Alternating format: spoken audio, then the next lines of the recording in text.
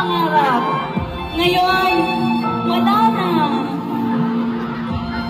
Pangarap ko maging seryoso. And now I am serious. Serious for you guys. Edmonton, para sa inyo to. Dami-dami ng pini para sa inyo. Lagi-lagi kami mangangamusta para sa inyo. Pangarap ko, maulit-ulit kong Bini first date sa Edmonton. Pangarap ko, ang ibigin ka sa habang panahon.